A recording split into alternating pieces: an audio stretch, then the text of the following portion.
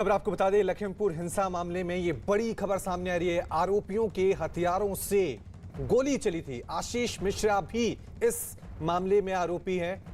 3 अक्टूबर को ये फायरिंग हुई थी। बड़ी खबर लखीमपुर हिंसा मामले में ये बड़ी खबर सामने आ रही है कि आरोपियों के हथियारों से गोली चली थी।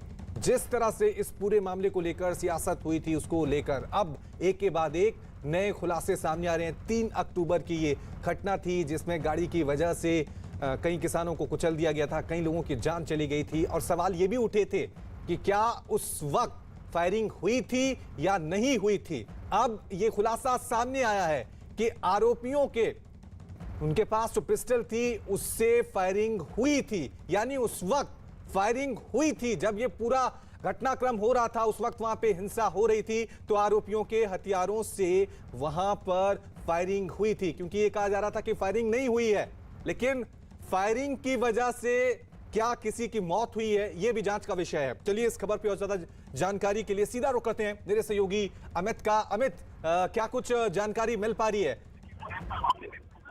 देखिए, बैलिस्टिक जांच रिपोर्ट आ चुकी है। उससे ये साबित होता है जो आरोपी थे, जो उनके पास से राइफल बरामद किए थे, रिपीटर गन बरामद किया गया था, पिस्टल जो बरामद किया गया था उसका बैलिस्टिक जांच रिपोर्ट आई है। और उससे साफ होता है कि 3 अक्टूबर को रिपोर्ट से ये साफ होता है कि 3 अक्टूबर को जो फायरिंग हुई उन जो बरामद की गई है राइफल, रिपीटर गन और पिस्टल से, उससे फायरिंग की गई है, उन असलों से फायरिंग की गई है। फिलहाल पुलिस जो है लगातार इस पूरे मामले में इन्वेस्टिगेशन कर रही है। लेकिन जिस तरीके से पहले कहा गया था कि जो उनके पास राइफल बरामद हुआ था, रिपीटर गन, पिस्तौल, उससे फायरिंग नहीं हुई थी। लेकिन जब ये बैलिस्टिक सूत्र ये बताते हैं कि जो बैलिस्टिक जांच रिपोर्ट आई है उससे ये साफ साफ लिखा हुआ है कि 3 अक्टूबर को तो उन असलों से फायरिंग की गई थी। जी। और अमित, क्या इस फायरिंग की वजह से किसी की मौत भी हुई? सवाल तो ये है कि फायरिंग हुई है, इससे किसी की मौत हुई है, क्योंकि कई लोगों की जान चली गई थी इस हिंसा में। या बिल्कुल, इस मामले में जांच हो रही है कि क्या उन्हीं फायरिंग से मौत हुई है, क्योंकि जाने गई थी। और सवाल यही है कि अभी भी पुलिस इस मामले पर जांच करेगी। क्या जो 3 अक्टूबर को फायरिंग हुई थी, तो उस फायरिंग से क्या जाने गई है, इस बारे में पुलिस लगातार जांच कर रही है। लेकिन सूत्र भी ये बता रहा है कि जो बरामद की गई राइफल है, रिपीटर गन है, पिस्टल है, उससे फायरिंग हुई है। बैलिस्टिक जांच रिपोर्ट में ये बातें साफ साफ लिखी हुई है। ठीक। और अमित, ये भी कह सकते हैं कहीं ना कहीं आरोपियों की मुश्किलें यहाँ पे बढ़ गई हैं। अगर फायरिंग की घटना वहां पे सामने आती है, लोगों की जान गई है, गाड़ियों की शिनाख्त कर ली गई है कि किन गाड़ियों से किसानों को कुचला गया था, तो अपने आप में यहाँ पर तस्वीर पूरी तरह से साफ होती जा रही है।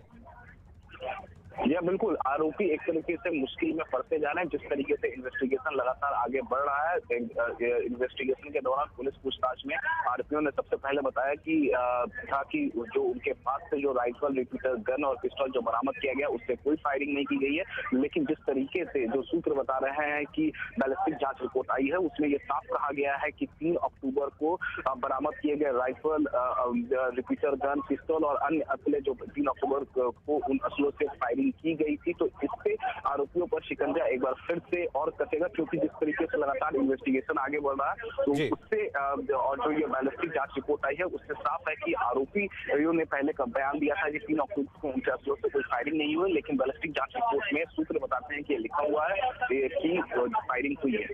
शुक्रिया अमित तमाम जानकारी के लिए।